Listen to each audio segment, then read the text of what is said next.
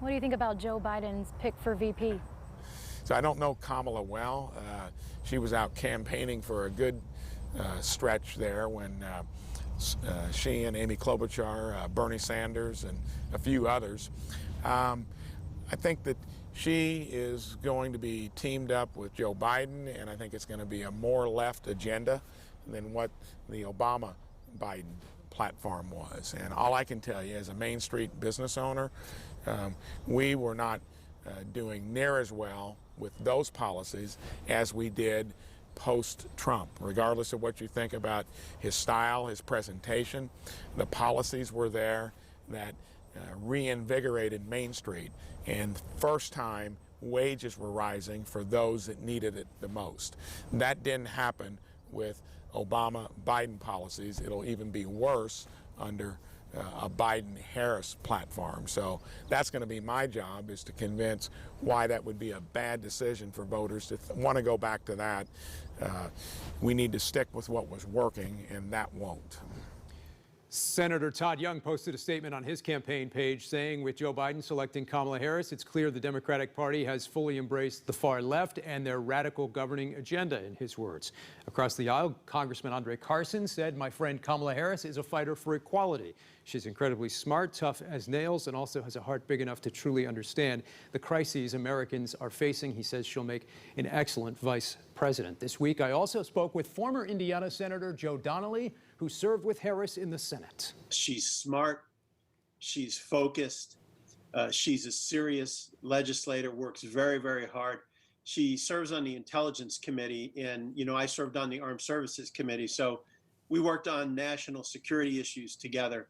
And from day one in this position, she'll be ready to make sure America is protected, America is safe.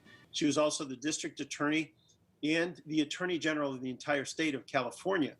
And she has great experience in law enforcement, in making sure families and children are protected. And so she brings just about everything you could imagine to this position. And I want to ask about that specifically, especially in terms of the divide between progressives and moderates, for those in the party who had perhaps hoped for a more progressive candidate. How will her background as a prosecutor and an attorney general play this year within the more progressive wing of your party? Well, I think it's what America has hoped for. I talked with Senator Harris about that and told her my opinion was that this is a huge plus for her, because why would someone not be for an attorney general who has protected children, who has protected moms and women in danger, who has protected families? That's what an attorney general does. They do really good things for their state to protect the people of their state from those who might prey and take harm. And so I have thought from the moment this began that was actually a real plus for her.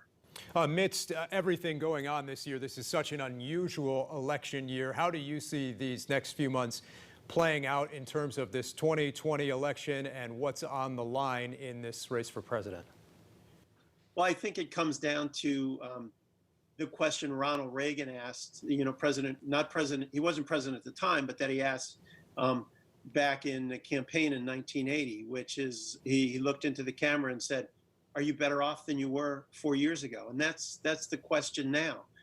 No one blames President Trump for the actual virus occurring, but President Trump and Vice President Pence have been responsible for there's no other word than pathetic response that we've had in our country in trying to deal with this. We have lost over 162,000 fellow citizens in our country.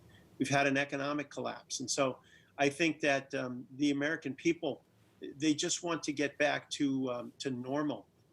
Former Senator Joe Donnelly. More reaction to the pick from another former presidential candidate, former South Bend Mayor Pete Buttigieg, who said Harris fights tirelessly for justice, dignity, and equality for all Americans. Of course, a different perspective from the Trump campaign. This week, I spoke with campaign spokesman Hogan Gidley.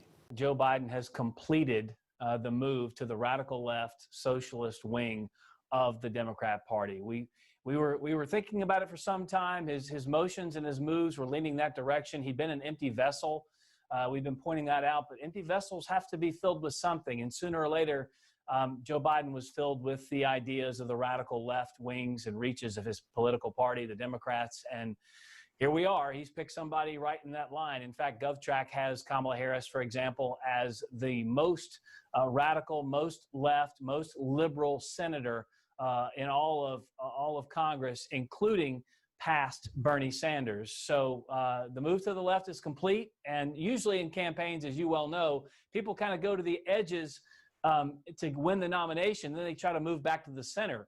For the first time, I think, in political history, this guy tried to start down the middle in Joe Biden, and now he is tacking way back to the left. So it's an interesting shift and an interesting change, but the American people are going to decide soon enough. All right, coming up next this Sunday in Focus, our panel weighs in on the Democratic ticket, and we'll talk about what the conventions will be like in the days to come in this new normal. Then later, the school funding debate. Democrats and the state superintendent pushing back on a potential funding cut. Now the governor says he has a new plan. We'll have the latest straight ahead. This